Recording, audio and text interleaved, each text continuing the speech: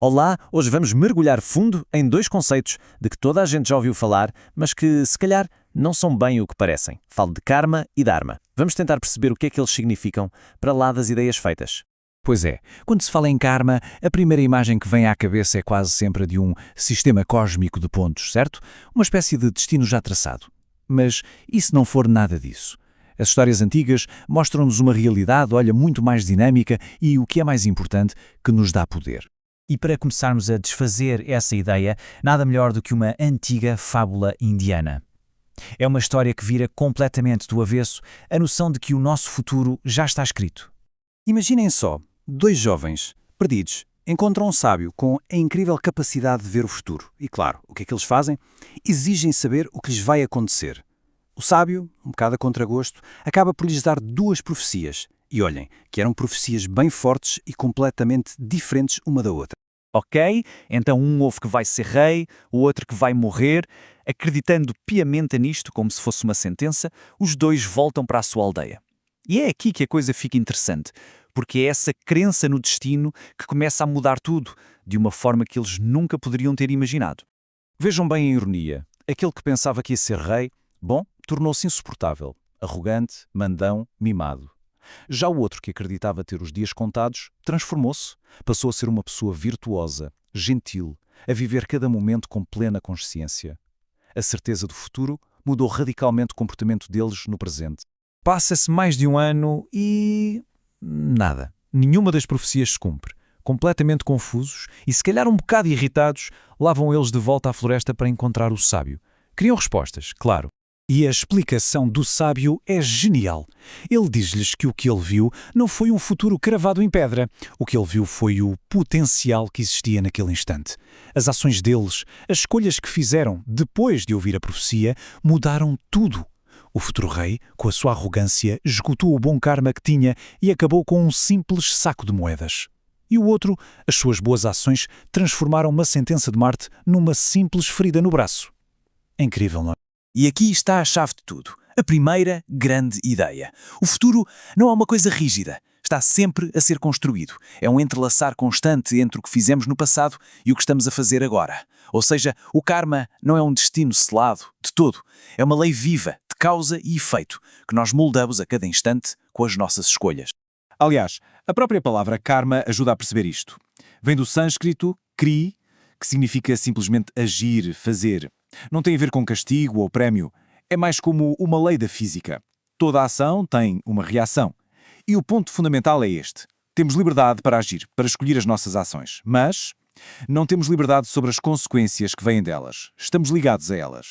E esta distinção é crucial. O destino sugere que somos marionetas numa peça já escrita. O karma, pelo contrário, reconhece o nosso livre-arbítrio. Somos livres para criar as causas, mas depois ficamos condicionados pelos efeitos. Isto coloca a responsabilidade, mas também o poder de mudar o rumo das coisas totalmente nas nossas mãos.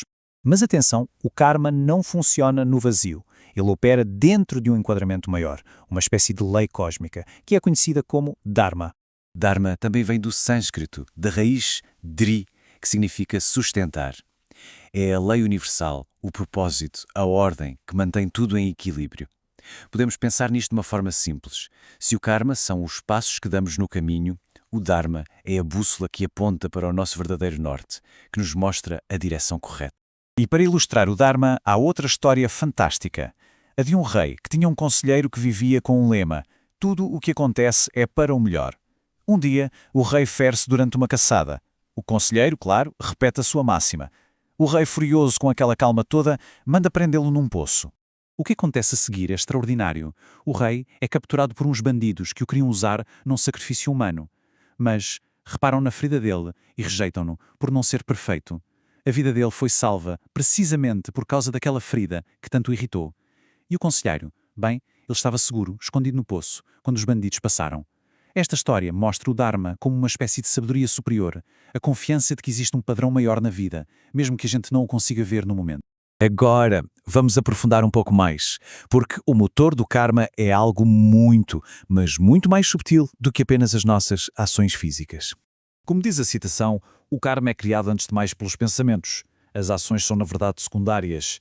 É na nossa consciência, no nosso mundo interior de intenções e motivações, que o karma é realmente gerado. Vejam este exemplo. 2 amigos morrem apanhados numa tempestade. Um deles estava a voltar de um templo, o outro de uma festa. Um anjo encontra as almas dos dois e o julgamento que se segue é, no mínimo, surpreendente.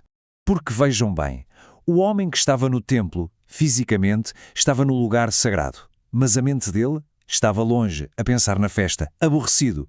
Já o amigo que estava na festa, fisicamente estava num lugar de diversão, mas a mente dele estava cheia de arrependimento, a desejar estar no templo.